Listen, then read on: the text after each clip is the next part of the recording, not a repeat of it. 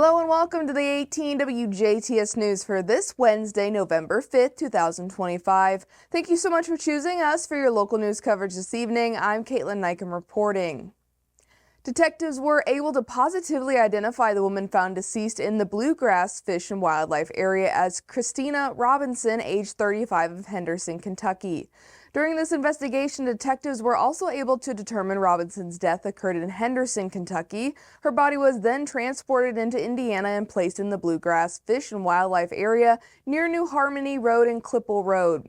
A person of interest was arrested in Knox County, Indiana on unrelated drug charges and an outstanding felony warrant. He is still in custody.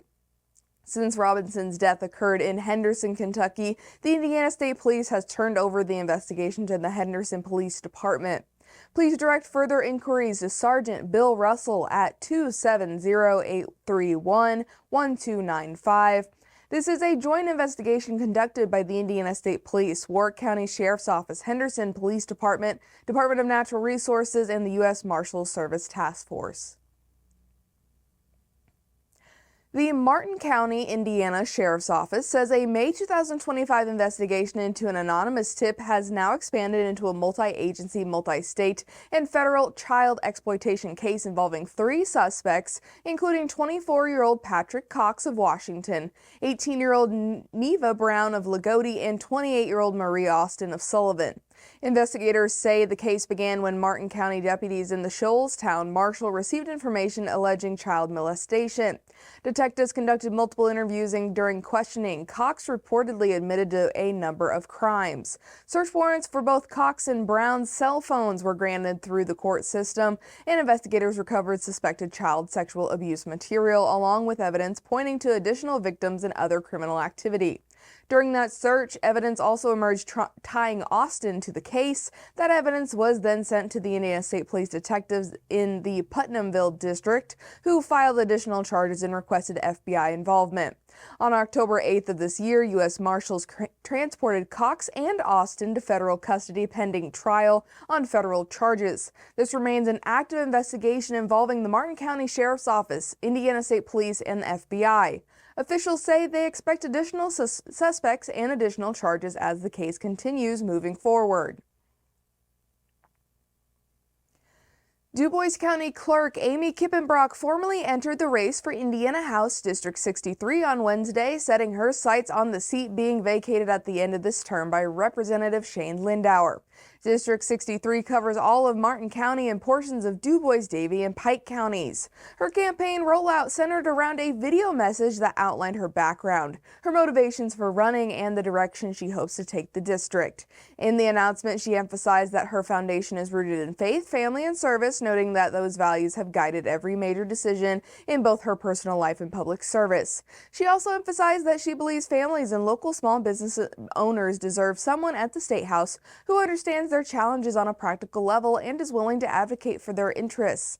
Kippenbrock was born in Martin County and raised in Jasper. She and her husband Kevin, whose family operates a multi-generation small business, raised their 3 sons in DuBois County and now enjoys time with their 2 granddaughters. She was first elected DuBois County Clerk in 2018 and won the re-election in 2022.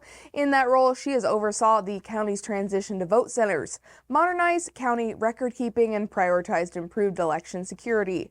Her efforts earned statewide recognition as she was named Indiana's Clerk of the Year in both 2020 and again in 2024.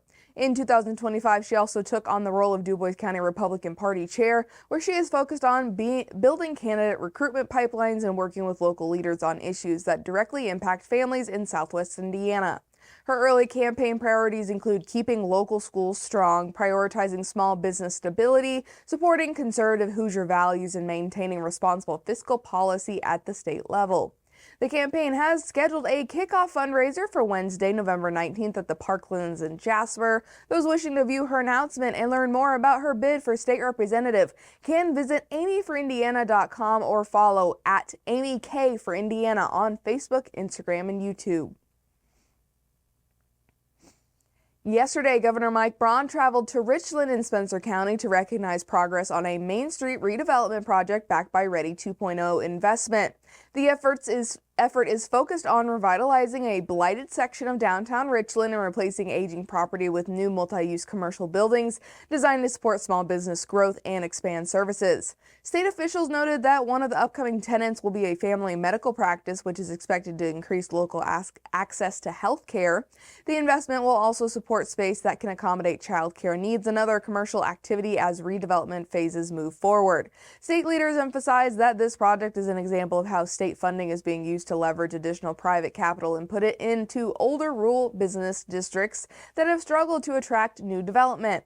Administration staff summarized the governor's remarks by saying this type of project matches the goal of the Ready 2.0 program that combines local leadership, private investment, and state support to strengthen small communities and restore historic Main Street corridors.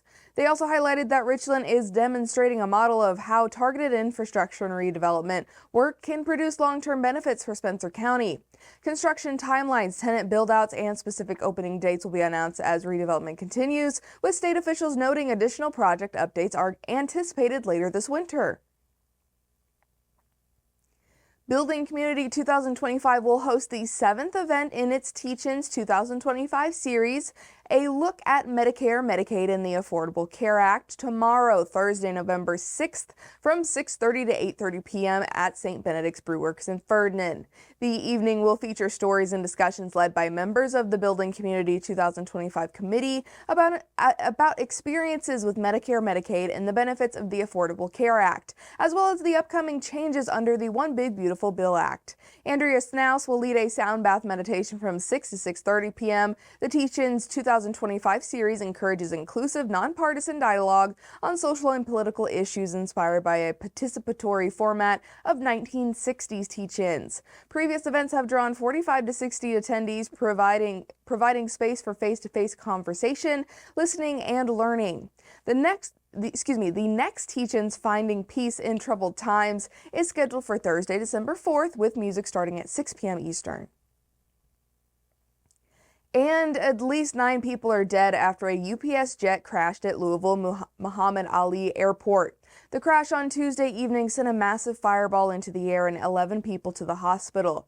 The jet had 3 crew members on board and some 38,000 gallons of fuel when it exploded, resulting in damage to a number of nearby buildings. UPS issued a statement saying it's terribly saddened by the crash and it will work tirelessly with state and local authorities on response efforts. The airport was reopened by this morning. And that has been your look at your Wednesday news right here on 18 WJTS. Next up is your weather forecast.